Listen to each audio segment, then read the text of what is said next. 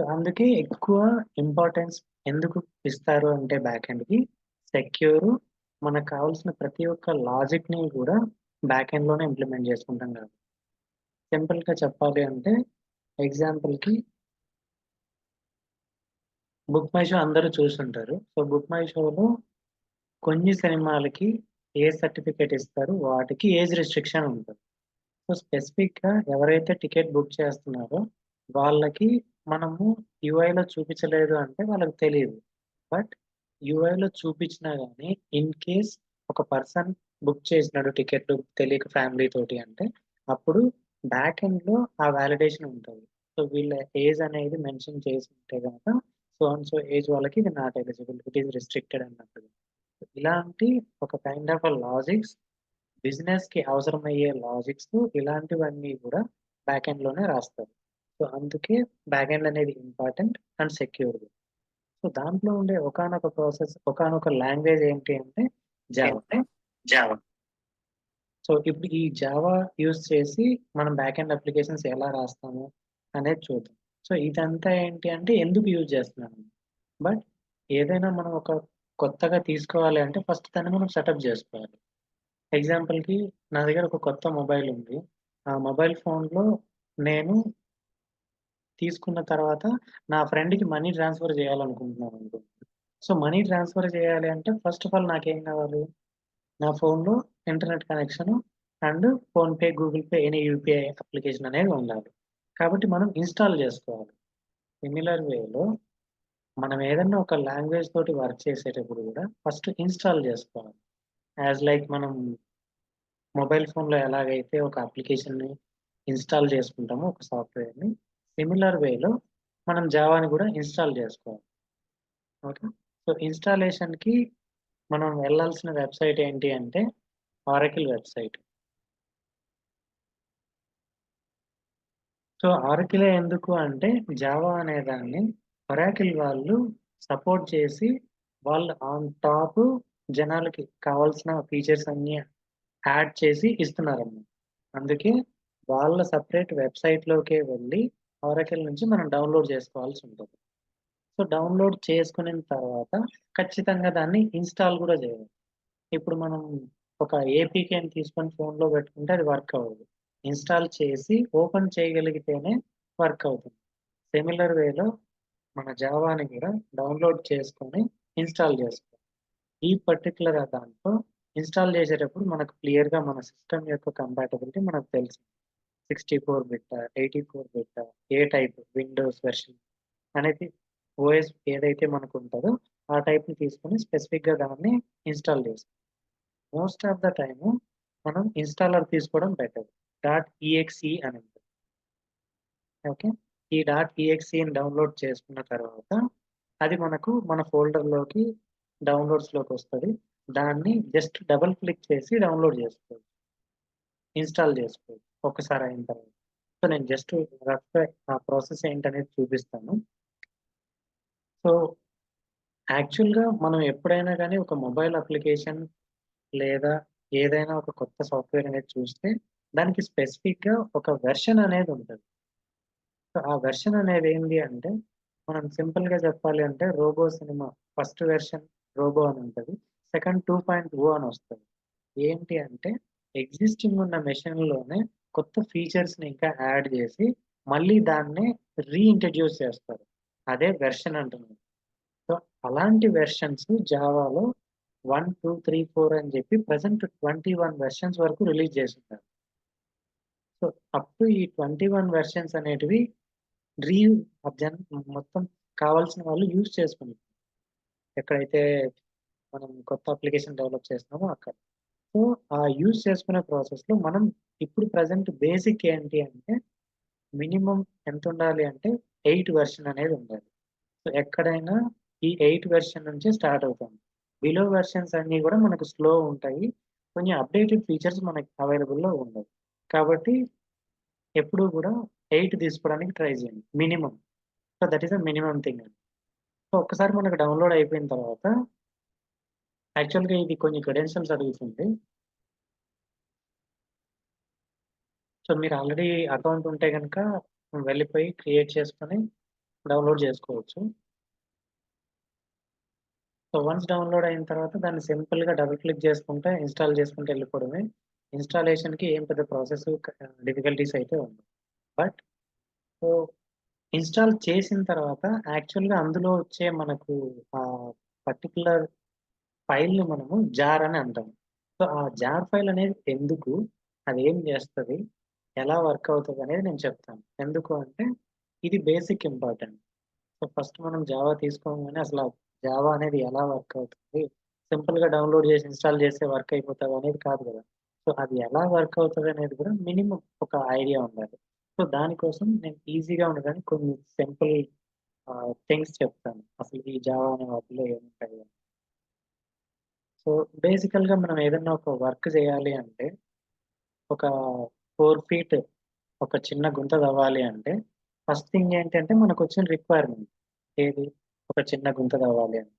Second thing ఏంటి? మనకు environment తెలియాలి. ఎక్కడ తవ్వాలి? అక్కడున్న సాయిల్ మనకి యూజ్ అవుతదా లేదా? చేయొచ్చా లేదా? అనేది మనకు ఎన్విరాన్మెంట్ తెలియాలి. తర్వాత మనకు కిట్ కావాలి. పనిముట్లు. సో, లైక్ డిగ్ చేయాలి అంటే సమ్ పనిముట్లు కావాల్సుంటది. సిమిలర్ వేలో జావాకి గూడా అంటే, ఎప్పుడైతే మనం ఒక అప్లికేషన్‌ని జావా బేస్డ్ రాస్తా ఉంటామో, అది రాసే టైంలో మనకి ఒక ఎన్విరాన్మెంట్ గావాలి. సో, ఆ ఎన్విరాన్మెంట్‌ని మనకు జావానే ప్రొవైడ్ చేస్తుంది. ఏది? మనం ఇన్‌స్టాల్ చేసుకునే ఈ జార్ ఫైల్ అనేది మనకు ప్రొవైడ్ చేస్తుంది. సో, వన్స్ మనకు డౌన్‌లోడ్ అయిన తర్వాత అది ఇలా చూపిస్తుంది. ఈ సింబల్ ఉంది అంటే, ఇవన్నీ కూడా జార్ ఫైల్స్. అండ్ వీటిని మనం జస్ట్ డబుల్ క్లిక్ చేసి ఇన్‌స్టాల్ చేసేసుకోవచ్చు. సో, నేను డబుల్ క్లిక్ ఇచ్చాను. అంతే. ఇంకా అడిగిన ప్రతి ఒక్కదానికి క్లిక్ చేసుకుంటూ వెళ్ళిపోవాల్సింది. ఓకే. సో, ఫస్ట్ థింగ్ ఇందాక ఏం చెప్పాను? ఫస్ట్ మనకు ఎన్విరాన్మెంట్ ప్రొవైడ్ చేస్తుంది. ఓకే. ఎన్విరాన్మెంట్ అయిన తర్వాత మనకి డెవలప్‌మెంట్ కిట్ కావాలి. మీరిక్కడ చూస్తే డెవలప్‌మెంట్ కిట్ అని రాసుంది. ఓకే. జావా ఎప్పుడైనా ఈ ఫైల్ మనం ఇన్‌స్టాల్ చేస్తే మనకి జేఆర్‌ఈ, జేడీకే అని 2 ఖచ్చితంగా ఉంటాయి. ఒకటి జావా రన్ టైమ్ ఎన్విరాన్మెంట్. మనం చేసే వర్క్‌కి ఒక ఎన్విరాన్మెంట్‌ని క్రియేట్ చేయడానికి రన్ టైమ్ ఎన్విరాన్మెంట్ అనేది జావా వాళ్ళే డిఫాల్ట్‌గా ఇస్తున్నారు ఒరాకిల్ వాళ్ళు. సేమ్ టైము మనం డెవలప్ చేయడానికి ఒక ఎక్విప్‌మెంట్ మనకవసరం. ఆ ఎక్విప్‌మెంట్ అంతటిని గూడా జేడీకే అని చెప్పి వాళ్ళే ఇస్తారు. ఓకే. ఇవి ఎప్పుడు గూడా ఇంపార్టెంట్. జావా ఏంటి? జేడీకే ఏంటి? జేఆర్‌ఈ ఏంటి అని చెప్పి. సో, ఈ జేడీకే అనేది డెవలప్‌మెంట్ కిట్ మన దగ్గర రెడీగా ఉంది. ఎన్విరాన్మెంట్ మన దగ్గర రెడీగా ఉంది.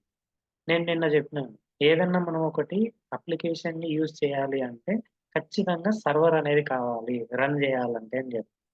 ఎందుకంటే లైక్ మన మొబైల్స్ లాగా. ఒక అప్లికేషన్ ఉందంటే అప్లికేషన్ ఎప్పుడు దానంతట అదే రన్ అవ్వదండి. మనం ఓపెన్ చేసి మొబైల్‌లో ఇన్‌స్టాల్ చేసి రన్ చేస్తేనే రన్ అవుతది. అక్కడ మన మొబైల్ అనేది మనకు యూజ్ అవుతుంది. ఒక మెషిన్ లాగా. సిమిలర్ వేలో మన కోడ్ గూడా రన్ అవ్వడం కోసం చెప్పి జావా వాళ్ళే ఇన్‌బిల్ట్‌గా జేవీఎం అనే ఒక వర్చువల్ మెషిన్‌ని ఇస్తుంది. Java virtual machine. Okay. So, ఇప్పుడు అర్థమైందా? 3 థింగ్స్ మనకేం గావాలి అనేది? సో, ఎప్పుడైనా ఏ వర్క్‌నైనా చేసేటప్పుడు లైక్ ఎలా చేయాలి? అండ్ కావాల్సిన ఎన్విరాన్మెంట్ అండ్ కావాల్సిన కిట్. తర్వాత మన అప్లికేషన్ రన్ చేయడానికి ఒక మెషిన్. సో, ఇవన్నింటిని గూడా మనకి జావానే ప్రొవైడ్ చేస్తుంది. అందుకే మనం ఆ జేడీకే అనే దాన్ని ఇన్‌స్టాల్ చేసుకుంటాం. ఓకే. సో, అది ఇన్‌స్టాల్ చేసిన తర్వాత ఎప్పుడు గూడా మోస్ట్ ఆఫ్ ద టైమ్ ప్రతి టైమ్ గూడా మనం ఒకటి కొత్తది ఇన్‌స్టాల్ చేస్తున్నాము అంటే అది ప్రోగ్రామ్ ఫైల్స్‌లోనే ఉంటది. ప్రోగ్రామ్ ఫైల్స్ ఎయిదర్ 86 అన్నా లేదంటే నార్మల్ అన్నా ఉంటది. 86 అంటే మన విండోస్ యొక్క కంపాటబుల్ వెర్షన్. ఓకే. సో, ఇది మనం ఎప్పుడైతే సిస్టమ్‌లో ఓఎస్ ఇన్‌స్టాల్ చేస్తామో అప్పుడే మనం డిసైడ్ అవుతాము 64 బిట్టా? లేదంటే 82 బిట్ అని చెప్పి. సో, ఆ 64 బిట్ అనేది మనం తీసుకుంటే అవన్నీ గూడా ప్రోగ్రామ్ ఫైల్స్‌లోనే ఇన్‌స్టాల్ అవుతాయి. ఇక్కడ మీరు చూస్తే జావా అనేదొచ్చింది. 515, 222. సో, నేను ఇందాకే ఇన్‌స్టాల్ చేసినా కాబట్టి ఇదొచ్చింది. వచ్చిన తర్వాత ఇక్కడ చూడొచ్చు. JRE Java run time environment. Okay. Similar వేలో జేడీకే డెవలప్‌మెంట్ కిట్ 2 గూడా రెడీ చేసాం. ఓకే. జేఆర్‌ఈ లోపల మనకు జేవీఎం ఉంటది.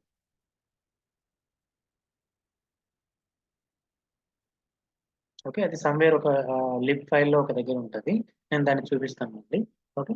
సో, ఎప్పుడైతే మనం ఇన్‌స్టాల్ చేస్తున్నామో, ఇన్‌స్టాల్ చేసినప్పుడు జేఆర్‌ఈ, జేడీకే, జేవీఎం ఈ 3 థింగ్స్ అనేటివి మనకు చాలా ఇంపార్టెంట్. ఓకే. ఇది ఎక్కడికి పోయినా జావా ఇన్‌స్టాల్ చేస్తే ఉంటది. తర్వాత మన సిస్టమ్‌లో పర్టిక్యులర్‌గా జావా ఇన్‌స్టాల్ అయిందా? లేదా? అని చూడడం కోసము మన విండోస్‌కి, మన సిస్టమ్‌కి ప్రతి ఒక్కటి గూడా ఇన్‌స్టాల్ చేసిన సాఫ్ట్‌వేర్ అవైలబుల్‌లో ఉందా? లేదా? అని చూసుకోవడానికి ఎన్విరాన్మెంట్ వేరియబుల్స్ అనేటివి ఉంటాయి. ఈ ఎన్విరాన్మెంట్ వేరియబుల్స్ ఏంటి అంటే, మన సిస్టమ్‌కి కావాల్సినటువంటి కొత్త సాఫ్ట్‌వేర్ వస్తే దానికి సంబంధించిన ఎన్విరాన్మెంట్ ఉందా? లేదా? దానికి సంబంధించిన వేరియబుల్స్ ఉన్నాయా? లేదా? అని చూడాలి అంటే ఎన్విరాన్మెంట్ వేరియబుల్స్‌లో చూడాలి. ఇక్కడ పాత్ అని స్పెసిఫిక్‌గా మెన్షన్ చేసుంటాం. ఈ పాత్‌లో చూస్తే మనకు ఇందాక మనం ఎక్కడైతే ప్రోగ్రామ్ ఫైల్స్‌లో ఇన్‌స్టాల్ చేశామో, ఆ లొకేషన్ అనేది ఇక్కడికొచ్చేస్తది. సో, ఇక్కడ చూస్తే నాకిక్కడుంది. జావా ప్రోగ్రామ్ ఫైల్స్ కామన్ అని చెప్పి. ఇక్కడ కూడా మనకి 2 థింగ్స్ ఉంటాయి. ఒకటి system environment variables, user environment variables. ఇప్పుడు ఒక సిస్టమ్‌ని మల్టిపుల్ యూజర్స్ యూజ్ చేయొచ్చు. ఓకే. లైక్ నేను వాడిన తర్వాత నా లాగిన్‌తో నేనవుతాను. ఇంకొకళ్ళు ఎక్స్ అనేవాళ్ళు వాళ్ళ లాగిన్‌తో అవుతారు. అలా ప్రతి ఒక్క లాగిన్‌కి గూడా యూజర్ వేరియబుల్స్ అనేటివి డిఫరెంట్‌గా ఉంటాయి. కానీ మనం ఇన్‌స్టాల్ చేసే అప్లికేషన్స్ మాత్రం పాత్ కామన్‌గా ఉంటుంది. ఓకే. సో, ఇప్పుడు ఈ పాత్‌లో మనకు ఆ జావా పాత్ అనేది ఉందా లేదా అనేది చూసుకోవాలి. ఒకవేళ అది లేదు అంటే మనం యాడ్ చేయాల్సుంది. నాకిక్కడ సిస్టమ్ వేరియబుల్స్‌లో డిఫాల్ట్‌గా ఉంది కాబట్టి నేను కొత్తగా యాడ్ చేయట్లేదు. ఓకే. సో, వన్స్ మనకు జావా అనేది ఇన్‌స్టాల్ అయిపోయిన తర్వాత, మన సిస్టమ్‌కి అది తెలిసిందా లేదా అనేది తెలుసుకోవడం కోసం చెప్పి కమాండ్ ప్రాంప్ట్ అనేది ఓపెన్ చేస్తాం. సో, కమాండ్ ప్రాంప్ట్ నుంచి జావా అని టైప్ చేస్తే మనకిలా కొంత ఇన్ఫర్మేషన్ వస్తది జావా రిలేటెడ్. సో, ఇలా వచ్చింది అంటే జావా అనేది ఇన్‌స్టాల్ అయినట్టు. లేదు ఇందాక మనం మాట్లాడినట్టుగా ఏ వెర్షనో మనకు తెలియాలి అంటే జావా స్పేస్ హైఫన్ వెర్షన్ అనిస్తే ఇక్కడ చూడొచ్చు 1.8.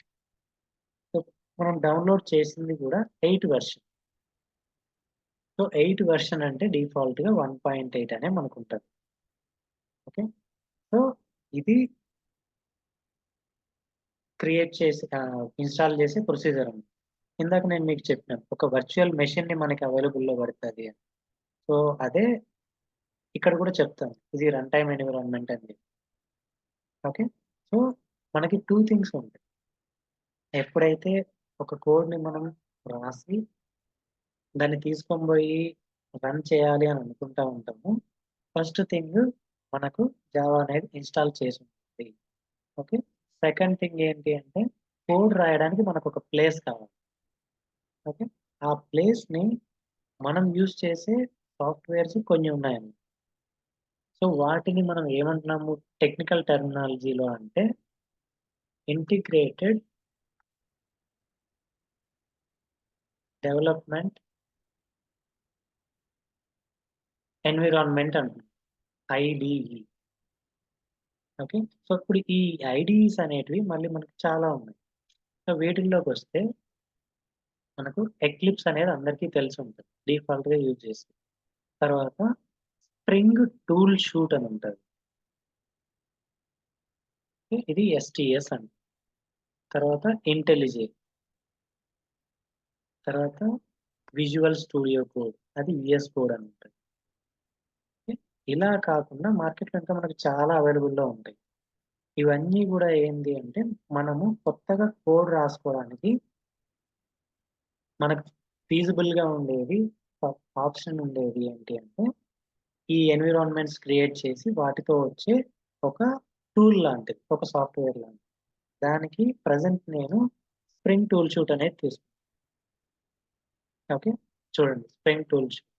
సో, దీన్ని గూడా ఏంటంటే డైరెక్ట్‌గా మనం క్రోమ్‌కెళ్ళేసి ఎస్‌టీఎస్ డౌన్‌లోడ్ అని కొడితే వస్తది. సో, ఇక్కడ మనకి బండిల్స్ లాగా ఉంటాయి. దాన్ని బండిల్ అంటే మనకు కావాల్సిన దాన్నంతటిని ఒక జిప్ ఫైల్‌లో పెట్టుంటారు. ఇక్కడ గూడా మీరు చూస్తే డిఫరెంట్ వెర్షన్స్ ఉన్నాయి. ఓకే. ఇందాక చెప్పినట్లుగా జస్ట్ ఎన్హాన్స్‌మెంట్స్ చేస్తా ఉంటే కొత్త వెర్షన్ లాగా ఇస్తారన్నమాట. మీకు నచ్చిన ఒక వెర్షన్‌ని తీసుకొని డౌన్‌లోడ్ చేసుకోండి. సో, డౌన్‌లోడ్ అయిన తర్వాత ఈ ఎస్‌టీఎస్ అనేది మనకి ఎలా వస్తది అంటే ఇది గూడా ఇందాక నేను మీకు చూపించినట్లుగా జార్ లాగా వస్తది. ఇలా. ఓకే. సో, ఆ జార్‌ని మీరు సింపుల్‌గా డబుల్ క్లిక్ చేసినారు అంటే మీకది అవైలబుల్‌లో ఉండిపోతది.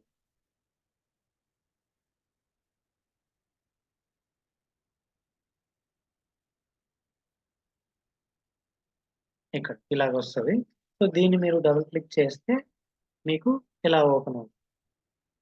ఇందాక చెప్పినట్లుగా ఏదన్నా మనం ఒకటి కొత్తది రాస్తున్నాము, లేదా కొత్త వర్క్ చేస్తున్నాము అంటే మనం ఎన్విరాన్మెంట్ చూస్తామని చెప్పాం. జావా అనేది గూడా ఎన్విరాన్మెంట్ క్రియేట్ చేస్తాను. దాన్నే జేఆర్‌ఈ అంటాం. రన్ టైమ్ ఎన్విరాన్మెంట్ అని చెప్పి. మన లోకల్ సిస్టమ్‌లో మనకు తెలియాలి కాబట్టి మనకి ఈ ఐడీఈ గూడా ఏదైతే మనం ఎక్లిప్స్ కానీ, స్ప్రింగ్ టూల్ షూట్ కానీ తీసుకుంటామో, అది గూడా ఒక ఎన్విరాన్మెంట్‌ని క్రియేట్ చేయమంటది. దానికి మనం స్పెసిఫిక్‌గా ఏదైనా ఒక లొకేషన్‌లో ఇవ్వచ్చు. ఇప్పుడు నేను ఇక్కడ ఒక ఫోల్డర్ క్రియేట్ చేస్తా.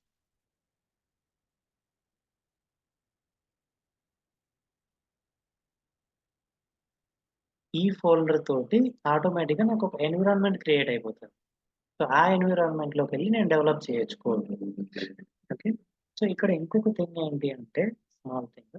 ఎప్పుడైతే మనం జావా డౌన్‌లోడ్ అని చూసామో ఇక్కడ ఇందాక మీరు గమనించుంటే గనక, మనకి డిఫరెంట్ థింగ్స్ ఉన్నాయి. లైక్ జావా డబల్ ఈ అని చెప్పి, జే2ఈఈ,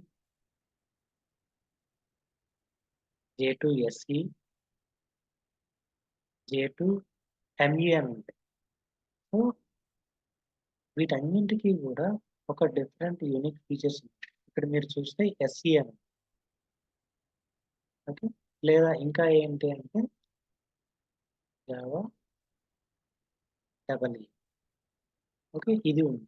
ఇంకా చూడండి ఇది గూడా ఆరకిల్ వాళ్ళే ఇచ్చేది. Enterprise edition. సో, ఇవన్నీ ఏంటి అంటే వీటితో పాటు Java ME, micro edition. So, ఇవన్నీ గూడా ఏంటి అంటే ఎప్పుడైతే మన అప్లికేషన్ టైప్ ఏదైతే ఉంటాదో, మన బిజినెస్ ఫంక్షనాలిటీ బట్టి ఆ టైప్ ఆఫ్ జావాని మనం ఇన్‌స్టాల్ చేసుకుంటాం. జావా ఎస్‌ఈ అంటే స్టాండర్డ్ ఎడిషన్. సో, ఇది మనం కామన్‌గా యూజ్ చేసుకోవడానికి, రెగ్యులర్‌గా వాడుకోవడానికి యూజ్ చేసే ఒకానొక వెర్షన్. తర్వాత జావా ఈఈ అంటే ఎంటర్‌ప్రైజ్ ఎడిషన్. ఓన్లీ పెద్ద పెద్ద కంపెనీస్ మాత్రమే యూజ్ చేసేది. వీళ్ళకి లైసెన్స్‌లుంటాయి. కొత్తగా ఏదైనా ఇంప్లిమెంట్ చేసినా వాళ్ళు ఫాస్ట్‌గా యాక్సెస్ చేసుకోగలరు. సెక్యూరిటీ ఎక్కువ ప్రొవైడ్ చేస్తుంది. అందుకే జావా డబల్ ఈ. ఇది కాకుండా ఇంకొకటి కూడా ఉంది. Java micro edition. సో, ఈ మైక్రో ఎడిషన్ అనేది బేసిక్‌గా ఐఓటీ ఇంటర్నెట్ ఆఫ్ థింగ్స్. హ్మ్. అంటే హార్డ్‌వేర్ డివైజెస్‌తో కనెక్ట్ అయ్యే కొన్ని సిస్టమ్స్‌కి కావాల్సినప్పుడు దీన్ని ఇన్‌స్టాల్ చేసుకుంటాం. ఇలా మనకు డిఫరెంట్ కైండ్ ఆఫ్ జావాలు ఉన్నాయి.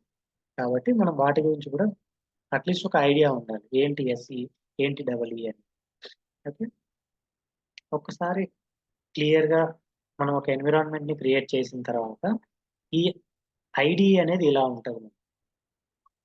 సో, చూడ్డానికి ఇలా కొంచెం గందరగోళంగా ఫస్ట్‌లో కొత్తగా ఉంటది. ఇక్కడున్న ప్రతి ఒక్క దానికి కూడా ఒక్కొక్క మెనూకి ఒక డిఫరెంట్ ఫీచర్ ఉంటది. అది మనం యూజ్ చేసేటప్పుడు ప్రతి ఒక్కటి చూద్దాం. సో, ఇక్కడేందంటే నేను ఒక సింపుల్ జావా ప్రాజెక్ట్‌ని క్రియేట్ చేస్తాను. ప్రాజెక్ట్ క్రియేట్ చేయాలి అంటే ఇక్కడ మనకు కనిపిస్తుంది. Create Java project. Okay. Create Java project అని క్రియేట్ చేస్తాం. మన ప్రాజెక్ట్‌కి ఒక నేమ్ ఇవ్వాలి. సో, ప్రాజెక్ట్ నేమ్ అనేది డిపెండ్స్ ఆన్ అవర్ రిక్వైర్మెంట్. ఎగ్జాంపుల్‌కి మనం ఒక స్టూడెంట్ కోసం చేస్తున్నాము అంటే, స్టూడెంట్ అని చెప్పి ఆ ప్రాజెక్ట్ నేమ్ తీసుకుంటాం. Okay. So rest of the things ఇక్కడ ఉన్నవి ప్రజెంట్ మనకు అవసరం లేదు. ఫినిష్. సో ఇలా చేసిన తర్వాత చూస్తే మనకు లెఫ్ట్ సైడ్ లో ఒక ప్రాజెక్ట్ క్రియేట్ అయ్యింది. ఇంతే జావా ప్రాజెక్ట్ ని క్రియేట్ చేయడం. ఓకే.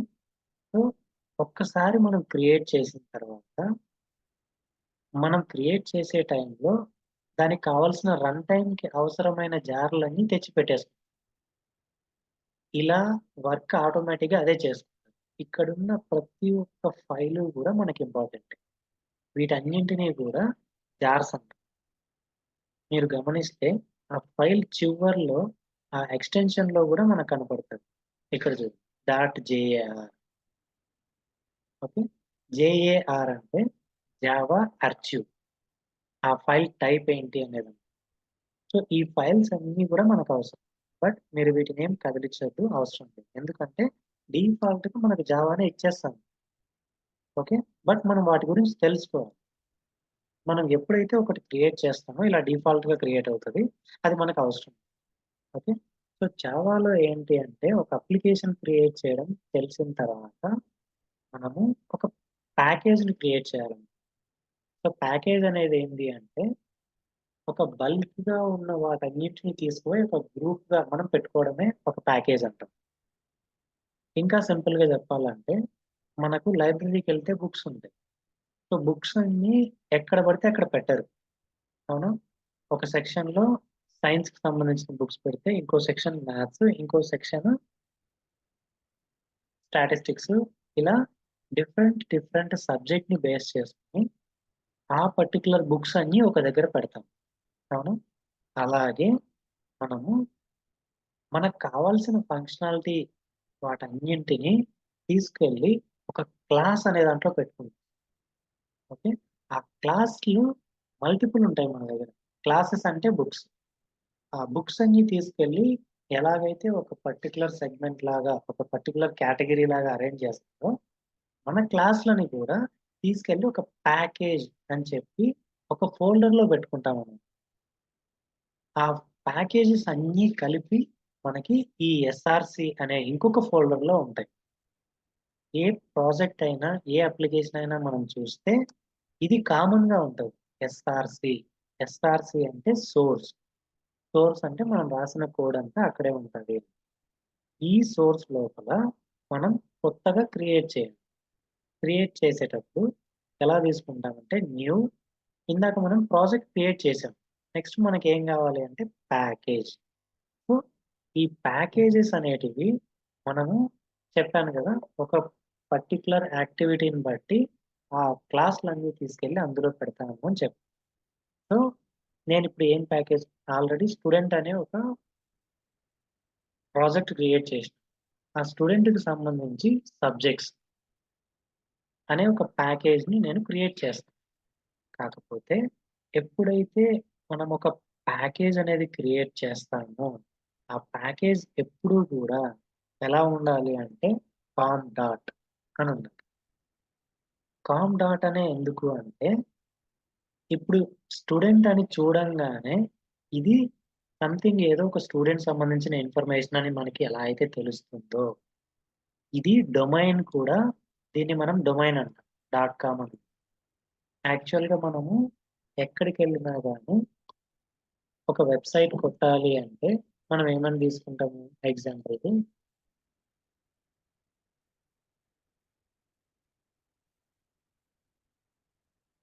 bookmyshow.com అని కొడతాం కదా! అలా డాట్ కామ్ అని ఇచ్చేదాన్ని మనం డొమైన్ అంటాం. సిమిలర్ వేలో మన ప్యాకేజెస్‌ని గూడా రివర్స్‌లో రాస్తాం. ఎందుకు అంటే చూసే వాళ్ళకి అర్థం అవ్వడానికి.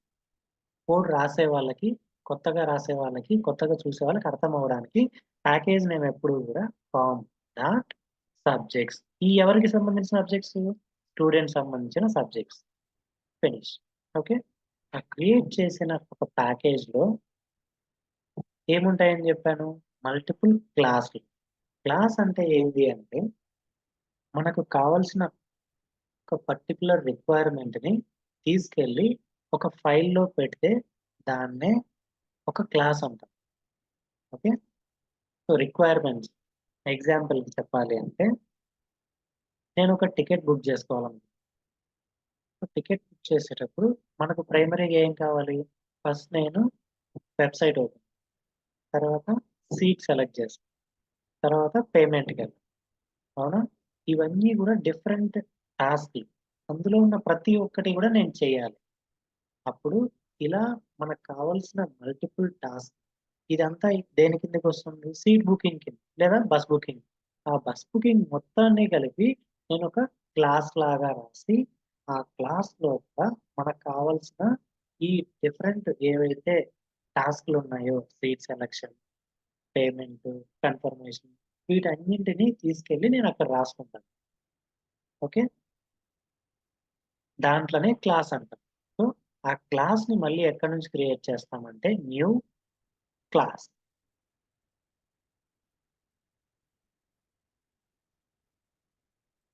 సో, ఈ క్లాస్ అనేది ఇప్పుడు మనకి ఏ వర్క్ మేజర్‌గా ఈ క్లాస్ చేస్తుంది అనే దాన్ని బట్టి మనం క్లాస్ నేమ్ అనేది పెట్టుకోవాలి. ఓకే. సో, ఇప్పుడు మనం చూసినామంటే ఫస్ట్ ఇది స్టూడెంట్స్ సంబంధించింది. వాళ్ళ సబ్జెక్ట్‌లకు సంబంధించిన ప్యాకేజ్‌లు ఒక దగ్గర రాసుకుంటాం. సబ్జెక్ట్స్ అంటే ఏముంటాయి? ఎగ్జాంపుల్‌కి మ్యాథమెటిక్స్. సో, మ్యాథ్స్ అనేది నేను ఒక క్లాస్‌గా తీసుకుంటాను. ఎప్పుడైతే మనం ఒక క్లాస్‌గా తీసుకుంటామో అది మనకిలా కనపడుతుంది. ప్యాకేజ్‌లో గూడా మీరు అబ్జర్వ్ చేయొచ్చు. ఇదివరకు ఎంప్టీ ఉండింది. ఇప్పుడు ప్యాకేజ్ ఫుల్ అయిపోయింది. ఓకే. ఇదొక క్లాస్. ఈ క్లాస్ అనేది ఎవ్రీ టైమ్ ఏ ప్యాకేజ్‌లో ఉంటదనేది మనం టాప్ కార్నర్‌లో ఎప్పుడు చూడొచ్చు. ఇది సబ్జెక్ట్‌కి సంబంధించిన క్లాసు. ఈ ప్యాకేజ్ అనేది సబ్జెక్ట్‌కి సంబంధించిన క్లాసు అని చూడొచ్చు. అందుకే ఎప్పుడూ గూడా మనం ప్యాకేజ్ క్లాస్ అని క్రియేట్ చేస్తాం. ఓకే. సో, ఇప్పుడు నేను ఈ మ్యాథ్స్ అనే ఒక క్లాస్‌లో పర్టిక్యులర్‌గా ఎప్పుడైతే ఈ మ్యాథ్స్‌కొస్తారో ఇది మ్యాథ్స్ క్లాసే లేదంటే ఇది మ్యాథ్స్‌కి రిలేటెడ్ సంబంధించిన సెక్షనే అని నేను చెప్పాలి. అలా చెప్పాలి అంటే మనం కొంత కోడ్ రాయాల్సి ఉంటుంది. ఆ రాసే కోడ్స్‌నే మనం ఏమంటున్నాము అంటే చిన్న చిన్న పార్ట్స్‌గా రాసి దాన్ని ఒక మెథడ్ అంటాము. ఓకే. ఆ మెథడ్ అనేది ఎలా ఉంటది అంటే public static void main string అరే ఆర్గ్స్ ఇలా ఉంటది. ఇలాగా ఒక 2 ఫ్లవర్ బ్రేసెస్ పెట్టి ఇలా రాసాము అంటే దీన్నే మనం మెథడ్ అంటాం. ఓకే. స్టార్టింగ్‌లో ఉన్నది ఏంటి అంటే క్లాస్. ఆ క్లాస్‌లో ఉన్నవి ఏంటివి అంటే మెథడ్స్. ఓకే. ఒక క్లాస్‌లో ఎప్పుడూ గూడా మల్టిపుల్ మెథడ్స్ ఉంటాయి. ఓకేనా? సో, అంటే ఏంటి అంటే ఒక పర్సన్ అనుకోండి. పర్సన్ అనేవాడు మనకి ఎగ్జాంపుల్ క్లాస్. ఓకే. సో, ఆ పర్సన్ దగ్గర ఒక పెన్ ఉంది. ఒక బుక్ ఉంది. ఒక మొబైల్ ఉంది. ఓకే.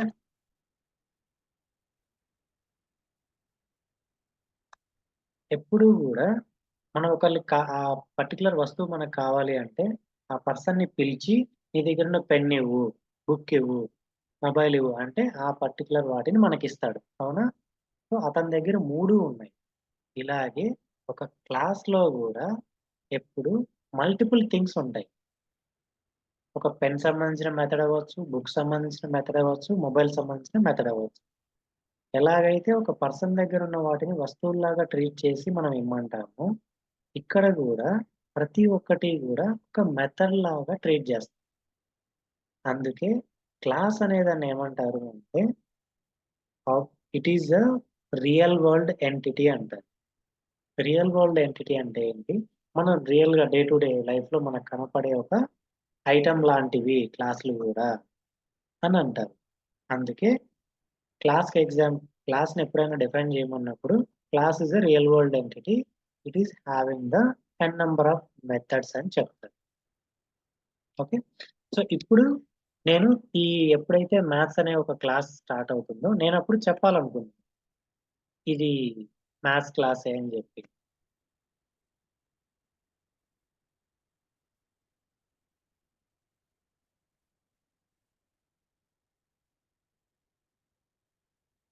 ఓకే. మనం ఇలా రాసుకుంటాం.